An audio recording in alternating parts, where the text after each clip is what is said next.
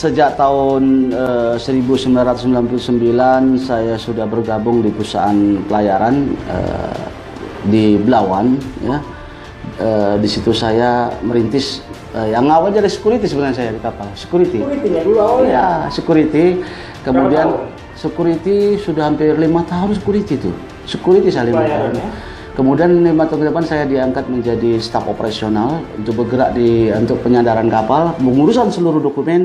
Dan di saat itu saya karena keinginan tahu dan ingin maju, saya kuliah di Akademi Maritim Indonesia. Iya, iya itu dia jurusan jurusan KPN. Nah, tata laksana di situ ya, KPN itu mengurus seluruh dokumen. Tidak jadi pelautnya. Kalau pelautnya itu memang jurusan teknik. Ya, kalau teknik atau nautik itu memang mereka sebagai untuk belayar. Kalau saya kan memang di darat ini, di darat khusus untuk pengurusan hukum-hukum perdagangan, hukum-hukum niaga dipakai angkutan laut itu dia. Jadi kemudian di tahun 2011 itu saya pindah perusahaan, tetap di pelayaran juga, tetap di pelayaran. Dan alhamdulillah saya kemarin itu sempat mendirikan perusahaan sendiri di ekspedisi muatan kapal laut. Nah, saya ada perusahaan di ekspedisi muatan kapal laut dulu, dan sekarang saya mengundurkan diri sebagai direktur. Alhamdulillah karena saya terpilih menjadi anggota DPR.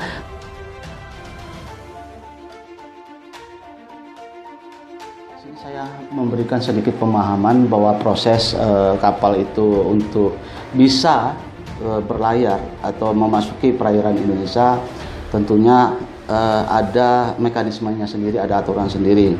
Terutama ya tentang permohonan yang pertama. Kalau tidak ada permohonan, tentunya kapal tidak ada masuk. Permohonan itu untuk kapal-kapal niaga apa aja? Ada sih disebut PKKA. PKKA. Ya, pemberitahuan kedatangan kapal asing. Nah, bentuknya gimana Pak? Bentuk pemberitahuan kedatangan kapal asing itu suatu permohonan yang dari agen kapal tersebut, agen yang ada di Indonesia itu dimohon ke Dinas Perhubungan Laut Pusat, Dishubla Jakarta. Setelah itu disetujui, itu paling awal itu. Paling awal syarat untuk kapal masuk di Indonesia. Paling awal. Nah, setelah itu disetujui, sudah masuk oke. Tinggal masalah muatan nih, ekspor impornya. Nah, setiap kapal masuk dari luar, ya, itu harus bisa menunjukkan atau melaporkan kepada Bea Cukai, ya, Bea Cukai yang disebut RKSP, ya. RKSP itu apa? Rencana kedatangan sarana pengangkut. Nah, itu dilaporkan ke Bea Cukai. Apa sih yang diangkut? Nil, kosong, atau ada barang import.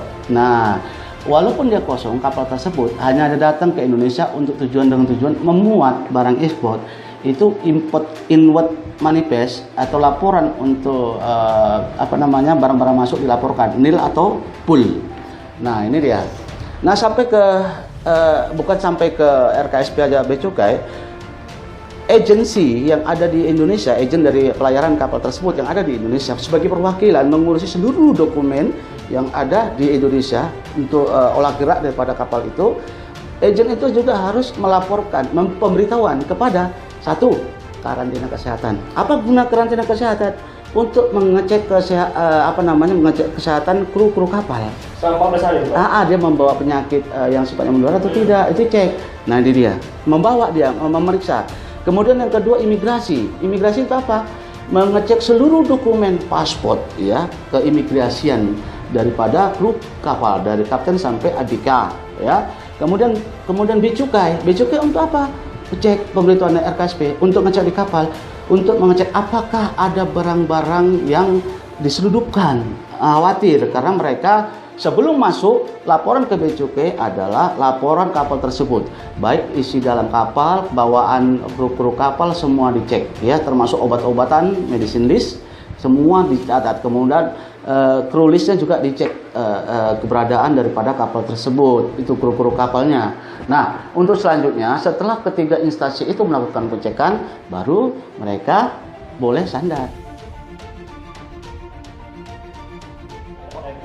Logika utama yang pertama apabila tidak ada izin itu masuk di perairan Indonesia, tentunya itu sudah dihalau oleh penjaga pantai, penjaga perbatasan TNI Angkatan Laut atau KPLP. Harusnya. Nah, kalau dia memang tidak ada izinnya ya. Iya, ini gini dia masuk di perbatasan perairan, mau masuk perairan, mereka sudah kontak dari Indonesia, kontak Menara Kepanduan, iya. Atau selamat pagi, saya jenis kapal ini, bendera ini, izin masuk ke perairan. Nah, nanti Indonesia menjawab. Ditengok juga kapal apa, datanya bagaimana, benar kalau Menara Kepanduan sudah dapat laporan itu, oh kapal ini boleh masuk, oke silakan masuk. Nah, dari situ aja udah jelas kan, kalau kita nggak ada izin-izinnya udah pasti dihalau.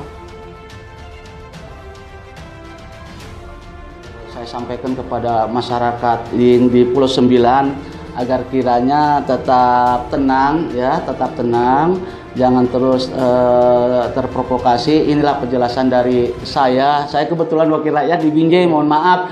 Saya dimintai keterangan ini karena mereka tahu saya kan mantan bekerja di perusahaan pelayanan tersebut atau sedikit banyaknya memahami.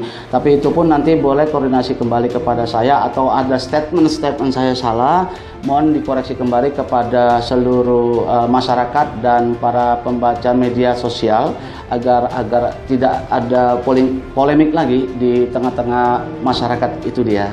Nah, itu dia. Jadi sekali lagi ayo kita sama-sama bergandeng tangan ya. Kita tetap lebih cerdas, lebih pintar menyikapi sesuatu itu. Jangan mudah terprovokasi ya. Jangan mudah terprovokasi. Kita lebih baik bertanya dulu kepada pihak-pihak pemerintah yang bersangkutan apakah ini masuk secara ilegal atau legal. Jadi saya paham dan ini saya sampaikan.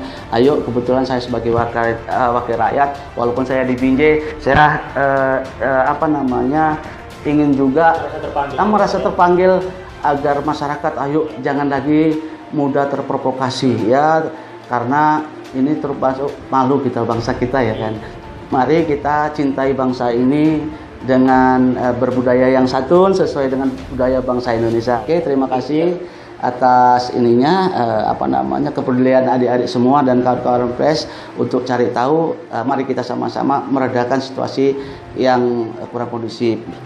Terima kasih.